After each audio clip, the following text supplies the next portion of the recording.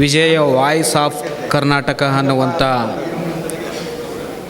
Sharanabasava BK ಅವರ ಸಾರಥ್ಯದಲ್ಲಿ ಈ ಒಂದು ಪ್ರತಿಭಾವಂತ ಸಿಂಗಿಂಗ್ ಕಾಂಪಿಟೇಷನ್ ನಡೆಯುವಂಥ ಕಾರ್ಯಕ್ರಮದಲ್ಲಿ ಭಾಗವಹಿಸಿರ್ತಕ್ಕಂತಹ ಪೂಜ್ಯರಾದಂತಹ ಆತ್ಮೀಯರು, ಸರಳ ಸಜ್ಜನರು,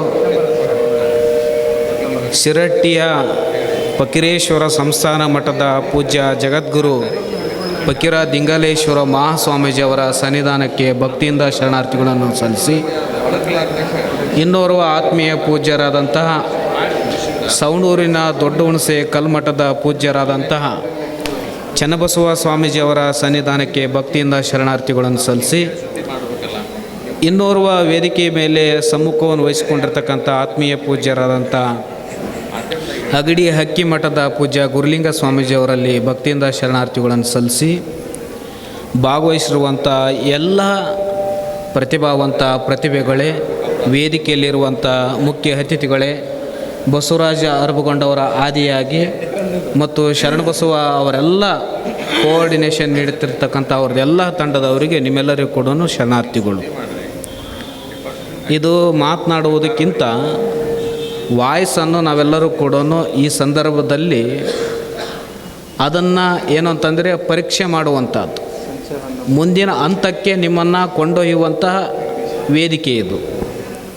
ಬಹುತೇಕ ನಿಮಗೆಲ್ಲ ಗೊತ್ತಿರುವಂತೆ ಆಗಲೇ ಗುರುಲಿಂಗ ಸ್ವಾಮೀಜಿಯವರು ಹೇಳ್ತಿದ್ರು, ಟಿ ವಿ ಮಾಧ್ಯಮಗಳಲ್ಲಿ ಸ್ಟಾರ್ ಆಗಲಿ, ಕಲರ್ಸ್ ಕನ್ನಡ ಆಗಲಿ ಇತ್ಯಾದಿಗಳಲ್ಲಿ ನಾವು ನೋಡಿದರೆ ಬಹುತೇಕ ಪ್ರತಿಭೆಗಳನ್ನು ವಿನ್ನರ್ ಮಾಡೋದು, ಆಯ್ಕೆ ಮಾಡೋದು ಹೆಚ್ಚು ನಮಗೆ ನೋಡುವಂಥದ್ದು ಮಂಗಳೂರು, ಕುಮಟಾ, ಹೊನ್ನಾವರ, ಶಿವಮೊಗ್ಗ ಆ ಸೈಡಿನ ವಿದ್ಯಾರ್ಥಿಗಳನ್ನೇ ಆಯ್ಕೆ ಮಾಡುವಂಥದ್ದನ್ನು ನಾವು ಗಮನಿಸಿದ್ದೀವಿ. ಉತ್ತರ ಕರ್ನಾಟಕದಿಂದ ಭಾಳಷ್ಟು ಶ್ರಮಪಟ್ಟು ಕಷ್ಟಪಟ್ಟು ಎಲ್ಲೋ ಸಂಗೀತ ಕಲಿತು ಅಲ್ಲಿ ವಿನ್ನರ್ ಆಗಬೇಕು, ಟಿ ವಿ ಮುಂದೆ ಬರಬೇಕು ಅಂಥೇಳಿ ಭಾಳ ಜನ ಹೋಗಿರ್ತಾರೆ. ಅವರಿಗೆ ನಿರಾಸೆ ಆಗಿರ್ತದೆ. ನಿರಾಸೆ ಆಗಿ ಎಷ್ಟೋ ಸಂದರ್ಭಗಳನ್ನು ನಾವು ಗಮನಿಸಿದ್ದೇವೆ. ಒಂದೊಂದು ಸಾರಿ ಅನಿಸುತ್ತದೆ, ಏನು ಇವೆಲ್ಲವೂ ಕೂಡ ಅದೇ ಭಾಗದವರಿಗೆ ಸೀಮಿತವಾಗಿದ್ದಾವೇನೋ ಅಂತ ಹಂಗೆ ಅನಿಸ್ತದೆ ನಮಗೆ. ನಿಜವಾದಂತಹ ಅಲ್ಲಿ ಕೂಡ ಜಡ್ಜ್ಮೆಂಟ್ ಮಾಡೋದಿದೆಯಲ್ಲ, ಜಡ್ಜ್ ಇದ್ದಾರಲ್ಲ ಅಲ್ಲಿ, ಈಗೊಂದು ಕಾರ್ಯಕ್ರಮ ಇದು ನಡೀತಿದೆ ಅಂತಂದರೆ ಇದಕ್ಕೆಲ್ಲ ಒಬ್ಬರು ಜಡ್ಜನ್ನು ಆಯ್ಕೆ ಮಾಡುವಂಥ ಮೇನ್ ಜಡ್ಜ್ ಅವ್ರನ್ನ ಕೂಡಿಸಿರ್ತೀರಿ. ಅಲ್ಲಿ ಪಾರದರ್ಶಕವಾಗಿರಬೇಕು ಅನ್ನುವಂಥದ್ದು ನನ್ನ ವೈಯಕ್ತಿಕವಾದಂಥ ಅಭಿಪ್ರಾಯ. ಅನೇಕ ರೀತಿಯಾದಂಥ ಕೇಸುಗಳನ್ನು ಕೋರ್ಟಿಗೆ ಹೋಗುತ್ತೆ. ಕೋರ್ಟಿಗೆ ಹೋದಾಗ ಈ ಕಡೆ ಲಾಯರು ಆ ಕಡೆ ಲಾಯರು ವಾದ ಪ್ರತಿವಾದಗಳನ್ನು ನಡೀತವೆ. ಜಡ್ಜ್ಮೆಂಟ್ ಕೊಡುವಂಥ ಆ ಚೇಂಬರಲ್ಲಿ ಕುಂತಿರುವಂಥ ಜಡ್ಜ್ಮೆಂಟ್ ಕೊಡುವಂಥ ಜಡ್ಜ್ ಏನಿದಾರಲ್ಲ, ಅದು ಪಾರದರ್ಶಕವಾಗಿದ್ದಾಗ ಮಾತ್ರ ಸೂಕ್ತವಾದಂಥ ಜಡ್ಜ್ಮೆಂಟ್ ಬರೋಕ್ಕೆ ಸಾಧ್ಯವಾಗ್ತದೆ ಇಲ್ಲಿ.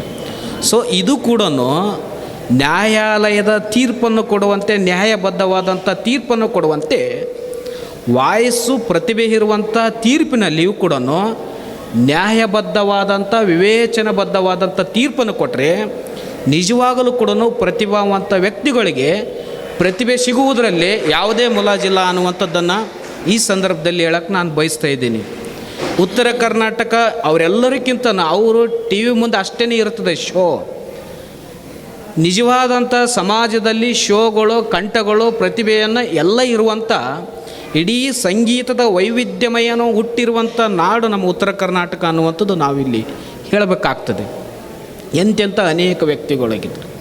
ಹಾಗಾಗಿ ಅಂಥ ವ್ಯಕ್ತಿಗಳಿಗೆ ನಮ್ಮ ವಾಯ್ಸು, ನಮ್ಮ ಪ್ರತಿಭೆ ಅನಾವರಣಗೊಳ್ಳಬೇಕು ಅಂತಂದರೆ ಶರಣಬಸವ ಅವರ ಸಾರಥ್ಯದಲ್ಲಿ ನಡೆಯುವಂಥ ವಿಜಯ್ ವಾಯ್ಸ್ ಇದೆಯಲ್ಲ, ವಿಜಯ್ ವಾಯ್ಸ್ ಆಫ್ ಕರ್ನಾಟಕ ಅನ್ನುವಂಥದ್ದು ಇದೆಯಲ್ಲ, ಅವರು ನೆಟ್ವರ್ಕ್ ಚಾನಲ್ ಮಾಡಿಕೊಂಡು ಈ ರೀತಿಯಾದಂಥ ಕಾರ್ಯಕ್ರಮಗಳನ್ನು ಆಯೋಜನೆ ಮಾಡಿ ವಿನ್ನರ್ಗಳನ್ನು ಆಯ್ಕೆ ಮಾಡುವಂಥ ಸಂದರ್ಭ ಇದೆಯಲ್ಲ, ನಿಜವಾಗಲೂ ಕೂಡ ಇಂತಹ ಕಲೆಗಳಿಗೆ, ಇಂಥ ಪ್ರತಿಭೆಗಳಿಗೆ ಒಂದು ದೊಡ್ಡ ವೇದಿಕೆ ಅವಕಾಶವನ್ನು ನೀಡಿದಂಥದ್ದು ಆ ನೆಟ್ವರ್ಕ್ ಹೆಂಗೆ ಕೆಲಸ ಮಾಡ್ತದ, ಇಂಥ ಪ್ರತಿಭೆಗಳಿಗೂ ಕೂಡ ಒಂದು ನೆಟ್ವರ್ಕ್ ಕೊಡುವಂಥ ಕೆಲಸ ನೀವು ಮಾಡ್ತಿದ್ದು ನಿಜವಾಗಲೂ ಈ ಸಂದರ್ಭದಲ್ಲಿ ಧನ್ಯವಾದ ಅನ್ನುವಂಥ ಮಾತನ್ನು ಈ ಸಂದರ್ಭದಲ್ಲಿ ನಾನು ಕೂಡ ವ್ಯಕ್ತಪಡಿಸಿ, ನಿಮಗೆಲ್ಲ ಗೊತ್ತಿರುವಂಥದ್ದು ರವಿಚಂದ್ರನ್ ಅವ್ರದ್ದು ಓನಲ್ಲೇ ಅನ್ನುವಂಥ ಸಿನಿಮಾ ನೀವನ್ನೆಲ್ಲ ನೋಡಿರ್ತೀರಿ, ನಾನು ನೋಡಿದ್ದೀನಿ.